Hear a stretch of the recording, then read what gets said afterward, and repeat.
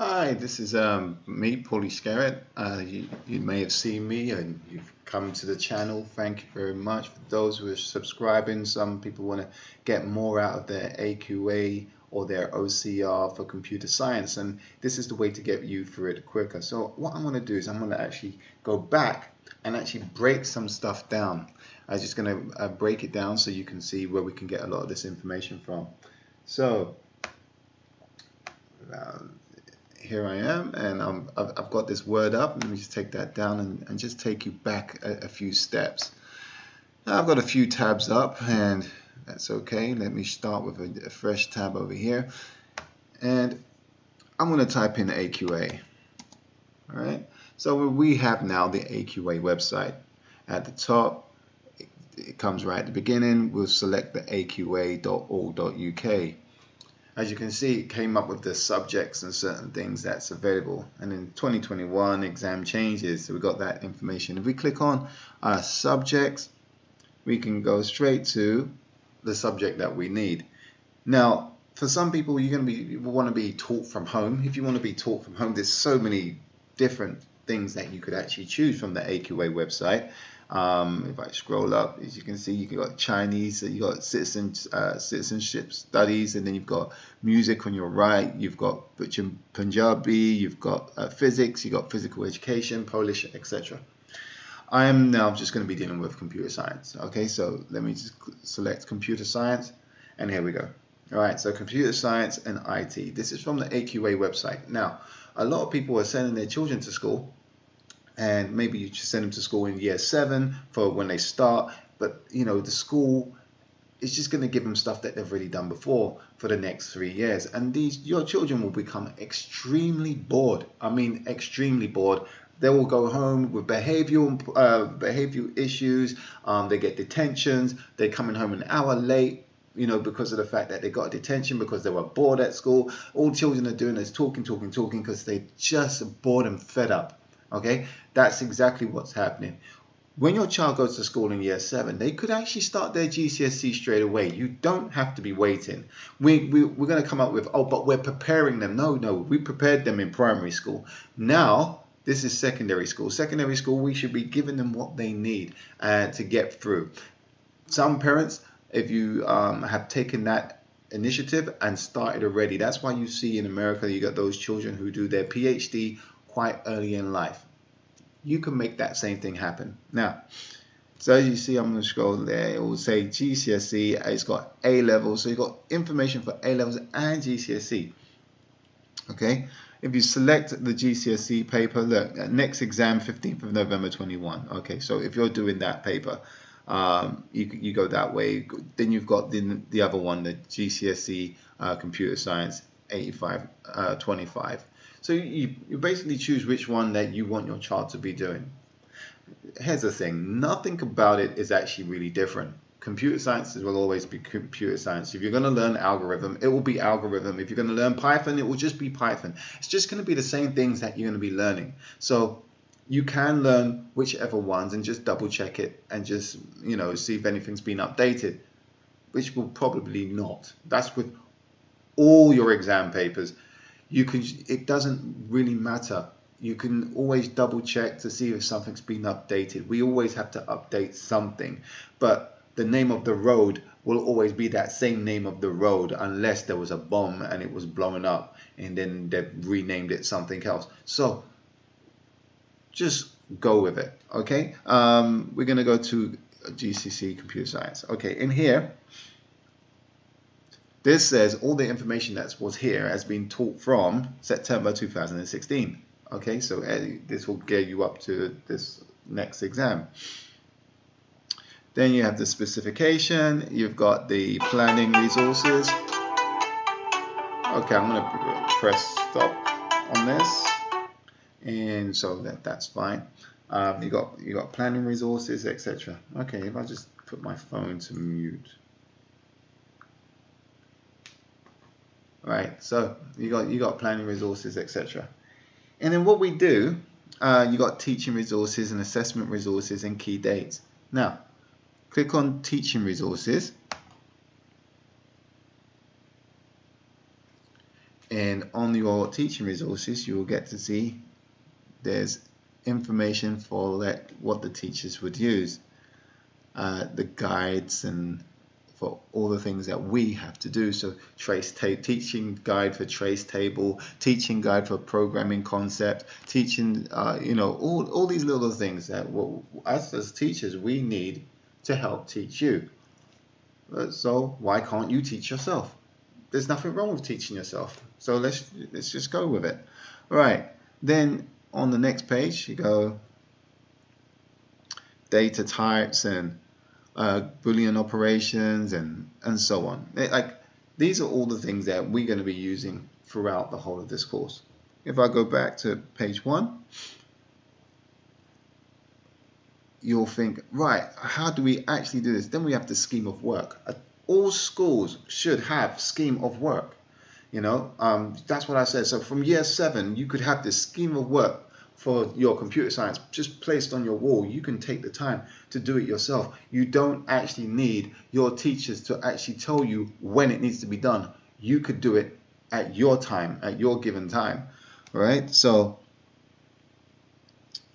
I've downloaded this already, and I'm just bringing it up on the screen. So the writing's going to be small. Let me zoom it in. Okay, so this is a scheme of work. And this is a really cool way of having you hear what's going on. Scheme of work. This scheme of work suggests possible teaching and learning activities for each section of the specification. There are more activities suggested than it would be possible to teach. Teachers should select activities appropriate to their students and the curriculum time available. The first 2 columns summarize the specification references, whilst the learning outcomes indicate what most students should be able to achieve after the work is completed. The resources column indicates resources commonly available to schools, and other references that may be helpful. The timings are only suggested, as are the possible teaching and learning activities, which include references to experimental work. Resources are only given in brief, and risk assessments should be carried out. Okay. Down to here. Now this one's quite important. So general timings. The scheme of work is based on a total of 120 guided learning hours. Of these 120 hours, we recommend that 50 hours, approximate, are used for teaching specification sections 3.1 and 3.2, algorithms and programming. 20 hours, approximate, are used for consolidation of programming skills and covering aspects of software development, in preparation for the programming project non-exam assessment, NEA. 25 hours, approximate, are used for teaching specification sections 3.3 to 3.7. 20 hours are used to complete the programming project. 5 hours, approximate, are reserved for assessments and exam preparation. Programming and algorithms are at the core of the subject, so we recommend that these topics are taught throughout the course, with the other topics taught alongside them. Based on this scheme of work, in a typical week, approximately 3/4 of the time would be spent programming. Okay, so that information was there for you. Now, what I will do is explain how easy this actually is. Now, a lot of people would tell me that when they're going home from school, they spend an hour actually going to school and then an hour coming back home. That's 2 hours already taken up. Sometimes they say they get home by 3:30, they eat, they wash, do whatever they need to do. By 4 o'clock, they're on the computer playing around until 7 o'clock. Okay, so it's 4, 5, 6, 7. They've spent like 3 hours just doing nothing. Some people play on the games until 10 o'clock. Mum has to shout at them, dad has to call out, hey, come downstairs, go to bed, it's time for you to go to sleep. All these things are happening. And it's like 5 hours, 6 hours of a day could be just wasted. And that's doing that every single day. Now you spend like 7 hours in a day or 6 hours in a day in a school, and you may feel like that time is wasted because a lot of the time the children are coming home with bad marks and in the lowest set. Okay, so now put it this way. Let's make it work for you. 2 hours. Let's think about using 2 hours. Whether you're going to use 2 hours first thing in the morning, getting up really early, 6 o'clock till 8 o'clock, or 5 o'clock till 7 o'clock, or as soon as you come back from school, you say, right, this is my time for my extra learning. This is my extra learning. This is how I want to do it. And I want to do 5 o'clock till 7 o'clock. Okay, whichever way you want to put it, or just before you will go to bed, you do 2 hours, then 8 hours till 8 o'clock till 10 o'clock. Whichever way, 2 hours a day. 2 hours a day, let's say 2 hours a day, 7 days a week. That works out to be 14 hours. Okay, now they stated here 20 hours to be used to complete a program, complete the programming project, 20 hours. So 2 hours a day gives you 14 hours. Now you could say that's over a period of 2 weeks, that gives you 28. Okay, so that's plenty of enough time to do your programming project, working it out, getting it all together and having it in a way that you're happy with it. Remember, this is in your time, so that's 2 weeks. Okay, now let's say we have 14 hours times 4, which is 4 weeks. That's 1 month. That makes 56 hours. Then we can actually say, all right, over a period of 2 months, that's 112 hours and 1 week. Okay, so that's enough hours. That's over the 120 hours that is required for this course. That means one GCSE could be completed. If you started in January, February, March, you could finish by March. But a lot of people don't see that. They're like, oh, we have to wait for the school. Why? January to March, that's one GCSE. March, April, June. All right, so you've got another GCSE. March, April, May is another GCSE. May, you go June, July. You can have 3 GCSEs in half a year. Yeah. Then in a whole year, you could have 6 GCSEs. By the time you're in year 8, if you started in year 7, you could have technically had more than enough. Okay? You would have just like blown everybody away, done all your GCSEs, and then get ready for your A-levels. A-levels are 300 hours, and you don't need to do so many subjects. You could actually just do 3 or 4 subjects. It's totally up to you.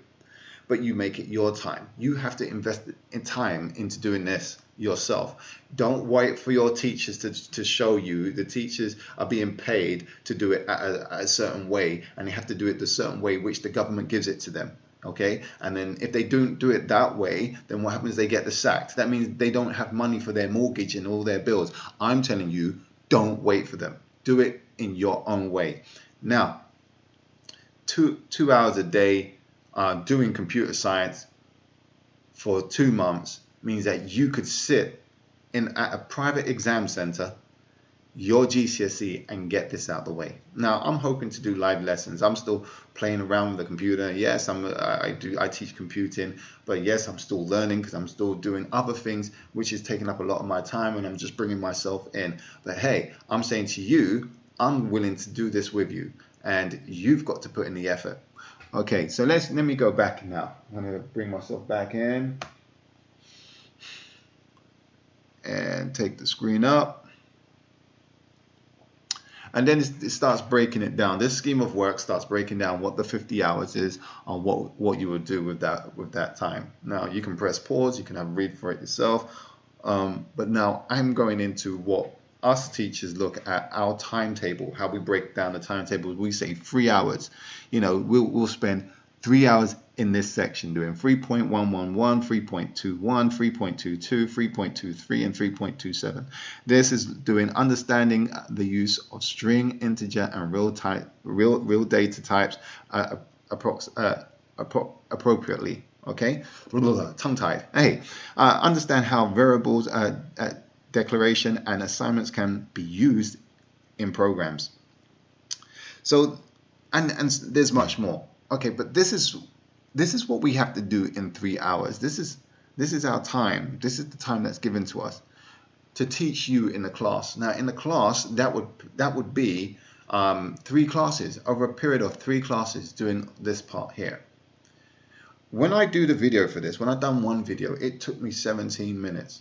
So where I'm saying to you to spend 2 hours a day, it won't be 2 hours a day listening to me. You will probably spend 20 minutes looking at a video, and then taking in that video, and then practicing.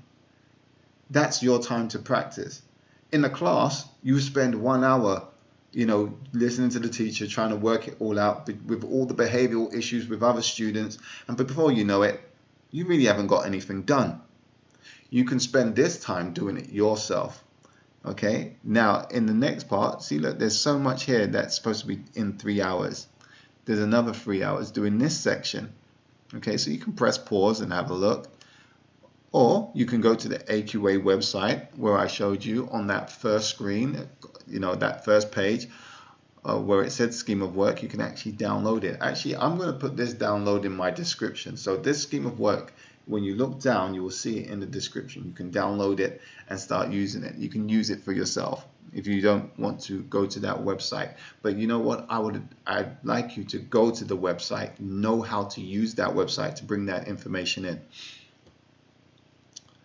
And then we go down again. It tells us 4 hours on this section. So we have another section, and this is all the stuff that the teachers would be using, like, wow, you know, 3 hours here, 4 hours there. And this is what takes up all the time. Yeah, this is what takes up our time, because we have to then, they're giving it to us knowing that there will be issues in the class and how children will be responding to us. Now, with all this information that's here and what we need to run this, you know, this course, look, it's quite a bit of information. It's actually a lot of information. It takes up all the hours that's needed for the course. And it's basically how to do something, describing how to do something, what the students need to know, and so on. What topics are we going to cover? So they've put it all there. There's no excuses for anyone not having this information. Yeah. And then the total teaching time at the bottom for the assessment, and the exam is 5 hours. Okay, they've made it so easy at the end. So, like I said, the AQA website, that's all you have to do is go to the AQA website and go to the subject, choose your subject, and then, you know, grab that scheme of work and start downloading all the information. Another great website to be using to get this going is Seneca. So Seneca, you sign up, join, get an account, join in, and then what will happen is that you can actually choose the areas that you're working on. So if you're doing algorithm, they will have algorithm for computer science, AQA, and then you just click away and you find it. So that's Seneca. So I've put this page here so you can see. Another fantastic website to be using and joining to is STEM. Okay. So using the STEM website is a good website for you to be using, and you will see it here. Secondary school that you'll go into, resources, and that's another way of getting all your information.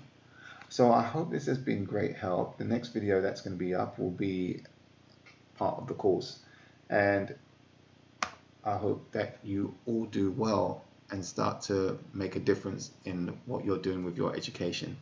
Don't wait for people to give you information. Go and get it yourself. Okay? Stay blessed. Speak to you soon.